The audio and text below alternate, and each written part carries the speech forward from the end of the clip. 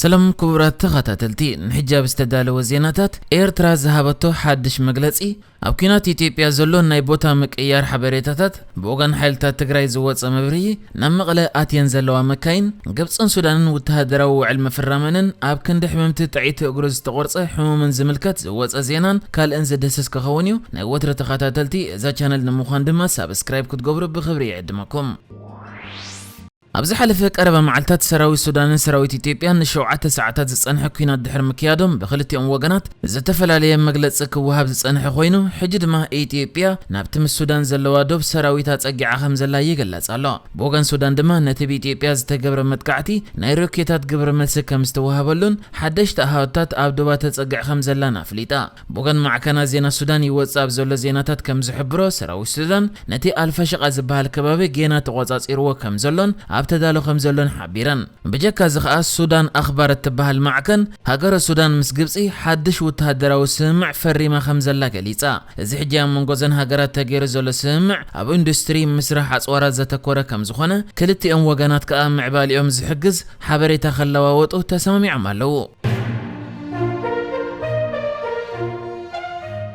سراويت إثيوبيا نتاب كل الأمحرة تركب تاريخاويت كتما لاليبلا كم زحزوا منقست أفليتو بيصحفة أغلغلوت كومنيكيشن منقست كم زبولو سراويت فدرال فلي حيل ملشا كل الأمحران فانون بحبر تمال الربع زكايد ومتقعتي نتان عوارح بتحت قوصر حيلتا تقراي صنحت كتما أبكبابي أزركب معروفة نفرتن تقواصاصيرو مالو كبل قليصو ماكلاي كوماند حيلتا تقراي أوصيوا بزلو علاو مغلص أدما بناي بعلنا تبوغسون وسان استراتيجيكاو متقعت زتعمن أنفت نمتعراي ناي بوتان أنفتن ممحياش غيرنا علنا كبل علاو مغلص أوصيو كاب غلا بوتاتات كم سحبو أب تلفزيون تግራይ أب زوصو مغلص حبيروم كابينت بوتاتات كم زوص ግን بنصور أيتقوسون اتا أب سمين ولو زون تركب كتما لاليبلا أم ودأتا ورا حمليا أب تحت حيلتا تግራይ آتيا أقدمون بقدمي منستر أبي أحمد يمرح كم زولو زتقلص سراويت إثيوبيا نغاشنا زتبهلت كتما حويسو غلا وسنت بوتاتات كل الأمحرة كم استقواصاصره منغستي حبيرو نيريو حلافي أغلغلوت كومنيكيشن منغستي لغساتلو أبزهابو مغلصي سراويت مكلخالن حيلتات كل الأمحران بجنبار غاشنا أربيت أقت دبون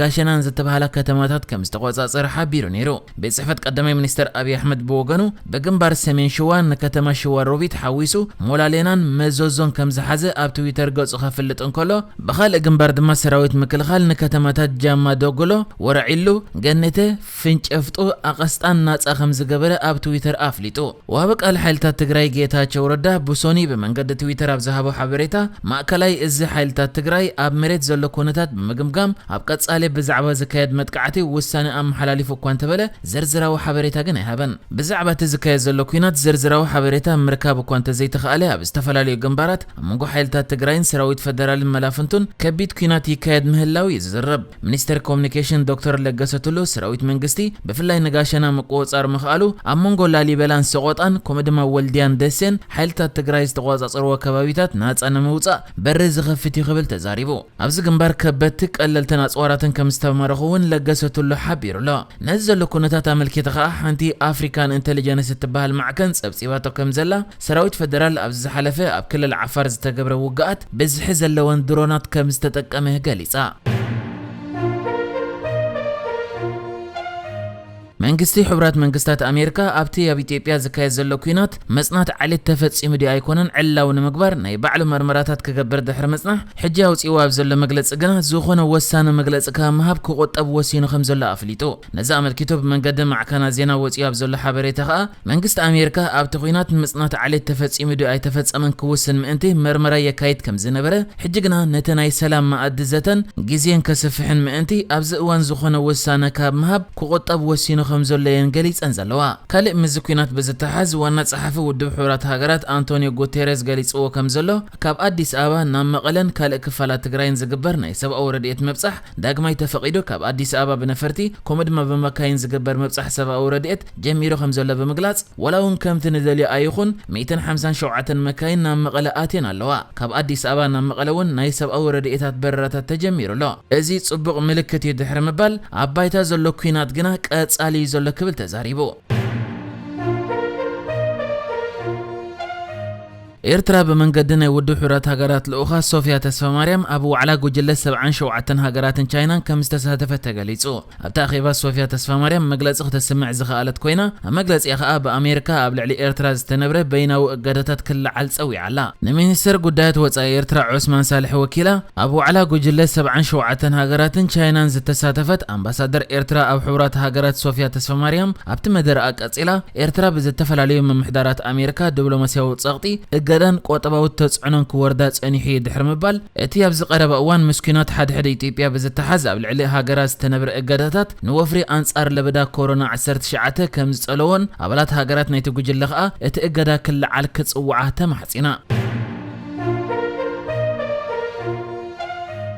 ኣብ ኦስትሪያ መጀመርታ ዝዓመት ሓንቲ ዶክተር ብጌጋ ጥዑይ እግሪ ናይ ሕሙም ብምቑራጻ ብገንዘብ ተቐጺዓ። እቲ ኣብ ሕክምና ደቂሱ ዝነበረ ሽማግለ ብዘጋጠሙ ሕመም ጸጋመይቲ እግሩ ክትቁረጽ እኳ ዶክተር እንተወሰኑ እታ ነቲ መጥባሕቲ ዘካየደት ዶክተር ግን ብጌጋ ንየማነይቲ እግሩ ቆሪጻቶ። እቲ ጌጋ ከም ዝተፈጸመ ከዓ ድሕሪ 2 መዓልቲ ናይቲ መጥባሕቲ ክፍለጥ ይተኻኢሉ። ትማሊ ረቡዕ ኣብ ሊንዝ ኣብ ዝወዓለ መጋብኣያ እታ ዶክተር ኣብ ስርሓ ዕሽሽነት ብምርኣያ 2700 ዩሮ ክትቅጻዕ ቤት ፍርዲ ወሲኑ። እቲ ሕሙም ጉዳዩ ናብ ቤት ፍርዲ ቅድሚ ምምርሑ እኳ እንተሞተ በዓልቲ ቤቱ 5000 ዩሮ ካሕሳ ክወሃባ እቲ ቤት ፍርዲ ኣዚዙ እዩ ዘሎ። ኣጃንስ ፍራንስ ፕረስ ከም ዝሓበሮ እቲ ሕሙም ኣብ ወርሒ ግንቦት ንኽሕከም ናብታ ፍሬስታዳት ዝተባሃለት ክሊኒክ መጺኡ እታ እግሩ ክትቁረጽ ከም ዘለዋ ኣብ ውሳነ ምስ ተበጽሐ እቲ ሓኪም ነቲ ሕመምቲ ገዲፋ ኣብታ ጥዒቲ እግሩ ምልክት ገይራትሎ። እቲ መጥባሕቲ ምስ ተኻየደ ኣብ ካልአይቲ መዓልቲ ባንዴጅ ክቕየረሉ ነቲ ቁስሊ ምስ ፈትሕዎ ጌጋ ከም ዝተፈጸመ ክርድኦም ይኽኢሉ። እቲ ሕመምቲ እግሩ ግድን ክትቁረጽ ስለ ዝነበረ ከዓ ጸጋመይቲ እግሩ ክትቁረጽ ኢሉ ዝመጸ ሽማግለ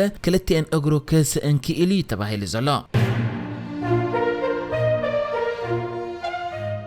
ብሰንኪ ዝቕባበን ጸገማት ሰንሰለት ቀረበን ዝስዓበን ናህሪ ዋጋታት ኣብ መላእ ዓለም ኣብ ዝረኣየሉ ዘሎ እዋን ከተማ ተልኣቪቭ ኣብ ዓለም እታ ክትነብረላ ዝኸበረት ከተማ ተባሂላ። እታ እስራኤላዊት ከተማ ኣብ ዝሓለፈ ዓመት ኣብ 5ይ ደረጃ ዝነበረት ኮይና ንፓሪስን ሲንጋፖርን ብምቕዳምያ ኣብቲ ብኢኮኖሚስት ኢንተለጀንስ ዩኒት ዝካየድ ዳህሳስ ንመጀመርታ እዋን ናብ ቅድሚት መጽያ ዘላ። ርእሰ ከተማ ናይታ ብኩናት ዝተሓመሰት ሃገረ ሶርያ ዝኾነት ደማስቆስ ኣብ ዓለም እታ ንኽትነብረላ ዝሓሰረት ኮይና ቀጺላላ። እቲ ዳህሳስ ኣብ 173 ከተማታት ንዋጋ ኣቑሑትን ኣገልግሎትን ብዶላር ብምውዳር ይተኻየዱ። እቲ ሓበሬታ ኣብ ኣዋርሕ ነሓሰን መስከረምን ከም ዝተኣከበ ዝገለጸ ኢኮኖሚስት ኢንተለጀንስ ዩኒት ዋጋታት ብማእከላይ ገምጋም ብ3.5 ሚእታዊት ወሰኽ ከም ዝረኣየን እዚ ካብ ዝሓለፈ 5 ዓመታት ዝለዓለ ምዃኑን ሓቢሩ። እቲ ቀንዲ ወሰኽ ዝረኣየ መጓዓዝያ ኮይኑ ኣብተን እቲ ዳህሳስ ዝተኻየደለን ከተማታት ዋጋ ቤንዚን ብማእከላይ ገምጋም 21 ሚእታዊት ከም ዝወሰኸ ኣረዲዩ። ተልኣቪቭ ኣብቲ ተርታ ንላዕሊ ምድያባ ባጤራ እስራኤል ሸከል ብመንጽር